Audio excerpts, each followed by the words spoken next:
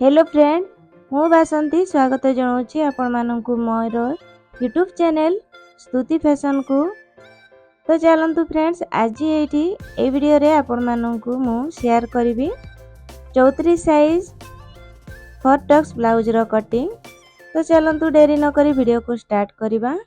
एठी देखि पारुचंती मु 1 मीटर अस्त्र कपड़ा नहीं जाइछि ता सहित साड़ी रे जो हमर ब्लाउज पीस आसे सेटा मु नेछि। चलतु प्रथमे आमे कपड़ा को आमर मेजरमेंट आमर चेस्ट मेजरमेंट हिसाब रे फोल्ड करी नबा। एठी मोर चेस्ट होची 34 साइज। तो 34 साइज हिसाब रे एठी आमे फोल्ड करिवा फ्रेंड्स। मु एठी फोल्ड करके नेछि आउ फोल्डेड साइड निज पटरे रखी की आमे प्रथमे कपड़ा को सीधा करके नबा। एठी देखंतु मु कपड़ा को सीधा करके नेछि। तापरे आमे ब्लाउज रो लंबा नेबा बा ब्लाउज रो लेंथ नबा। हमरो ब्लाउज रो लेंथ जेतिकी थिबो ताठारु 1 इंच एक्स्ट्रा आमे नबा। तो एठी मोर ब्लाउज रो लेंथ अछि फ्रेंड्स 13 इंच। तो एक्स्ट्रा 1 इंच ऐड करिकी मु एठी 14 इंच रे गोटे एम्ति चिन्ह दे दोछि। एपटे साइड रे भी सेम आमे 14 इंच रे गोटे चिन्ह देबा। एटा एथि पई कि हमरो शोल्डर रो गारोटे सीधा हबो। देखंतु एठी मु गारोटी को सीधा पके नेछि। या परे आमे शोल्डर रो मेजरमेंट नबा। मु एठी 5.75 इंच नउछि। आपण चाहिले 5.5 इंच भी नै पारंती फ्रेंड्स, किंतु मु एठी 5.75 इंच नउछि। तापरे या तळे आ गोटे एमिति 5.75 इंच रे चिन्ह दबा। एटा मध्ये गारो को सीधा करिवा पई देखि पारुचंती फ्रेंड्स। ए गारो को एमिति सीधा पकेबा। या परे चलंतु आमे शोल्डर को एठी हाफ इंच डाउन करिवा। प्रथमे शोल्डर को डाउन करि सल्ले आमे आर्म होल रो मेजरमेंट नबा। एठी आर्म होल मध्ये आपण माने 5.75 इंच नै पारंती, किंतु मु एठी कमे की नउछि 5.5 इंच रे। तापरे एम्ति गारो को सीधा करके नबा। या परे आमे चेस्ट मेजरमेंट नबा फ्रेंड्स। चेस्ट आमर 34 इंच ताकू 4 रे डिवाइड कले आमर होउची 8.5 इंच। तो एठी देखि पारुचंती एठी ए बढिया भाबरे आमर चेस्ट रो मेजरमेंट बाहरिबो। तो मु एठी आपण मानकू बाहर करके देखै देली फ्रेंड्स। आपण माने मध्ये सेम भाबरे बाहर करके नेबे। एठी बाहरी छी आमर 8.5 इंच। 8.5 इंच रे चिन्ह दे आमे एक्स्ट्रा मार्जिन 1.5 इंच नै जिबा। या परे आमे वेस्ट मेजरमेंट नबा। वेस्ट होची 26। सेम भाबरे एठी मेजरमेंट ता बाहरिबो। आमे 26 को 4 रे डिवाइड कले बाहरिबो आमरो 6.5 इंच। 6.5 इंच रे चिन्ह दे आमे पछरे जो प्लीट्स पई 1 इंच नबा आ एक्स्ट्रा मार्जिन आमे 1.5 इंच नै की एम्ति गारो गुडा को सीधा करके नबा। या परे आर्म होल को जीवा। एठी आर्म होल मु नउछि फ्रेंड्स 1.25 इंच। तापरे एठी को आमे मेजर करि नेबा। जोटा आमे आर्म होल रो लंबा नेइतिले ताकू एम्ति दी फोल्ड करिबा। जोठी होउछि हमरो मझिया अंश सेइठू आमे एम्ति शेपटा देइ देबा। देखि पारुचंती हमरो आर्म होल रो शेपटा केते भलो भाबरे आसी जाईछि।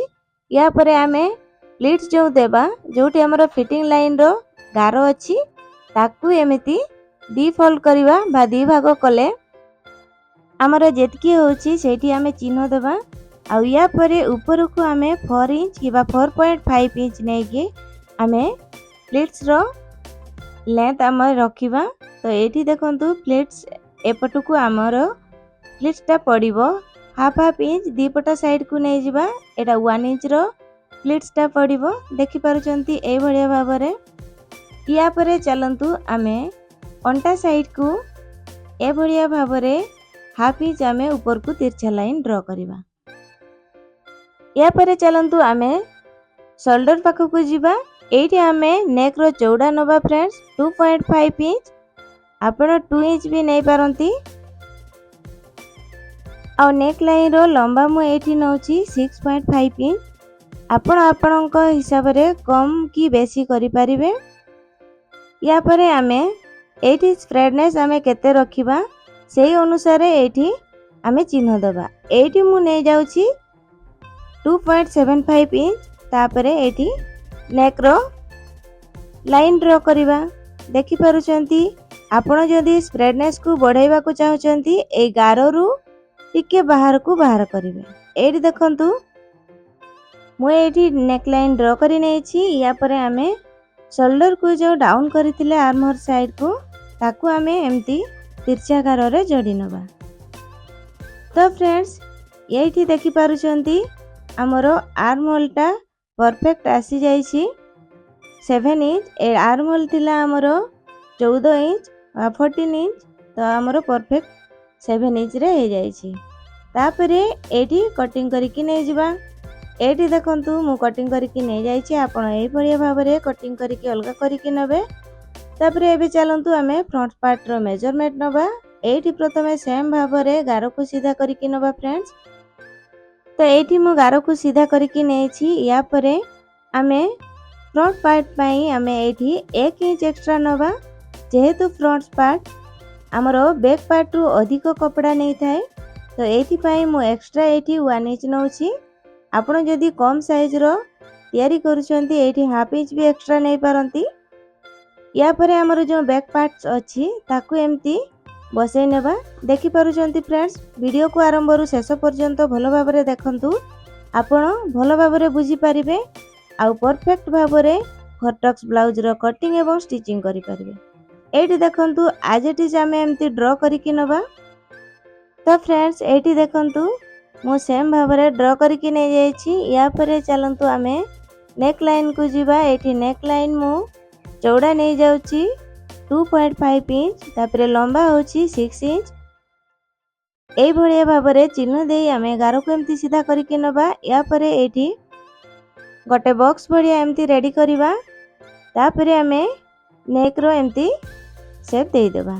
या परे चलंतु शोल्डर को एम्ति समान भाबरे आमे जेतकी नेइथिले 5.75 इंच रे एम्ति ड्रॉ करिकि या परे आमे शोल्डर को डाउन करिबा हाफ इंच रे।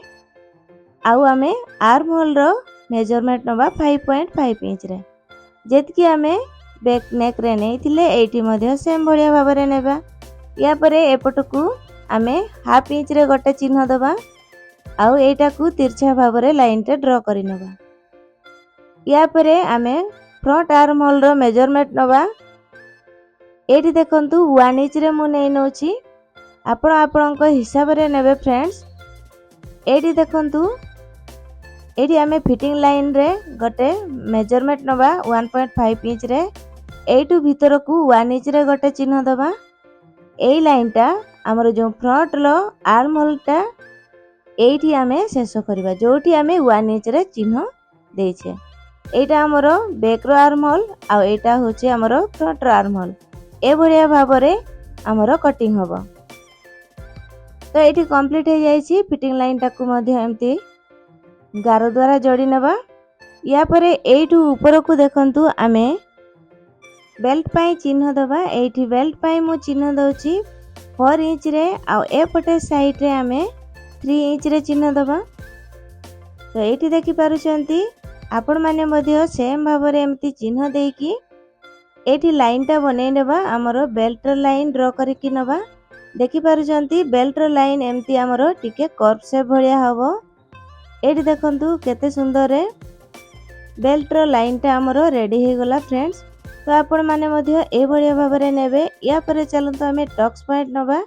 एठी टक्स पॉइंट मु 9.25 इंच रे नेछि। या परे एठी चलंतु आमे बोस्ट पॉइंट रो मेजरमेंट बाहर करिबा। एठी हमरो फुल बोस्ट होची 34 साइज। 34 को 10 रे डिवाइड करिबा। हमरो एठी होची फ्रेंड्स 3.4 इंच। तो एठी 3.4 इंच तो आमे नै परिबानी। तो 3.5 इंच नबा। 3.5 इंच एठी नबा फ्रेंड्स। तो एठी देखंतु ए भलिया भाबरे आमे मेजरमेंट टेप टे को बसेबा आउ 3.5 इंच रे एम्ति गोटे चिन्ह दे देबा। तो एठी देखंतु मु गारो को एम्ति सीधा करिकि नेछि। या परे एठू ऊपर को आमे 1.5 इंच रे एम्ति चिन्ह दबा।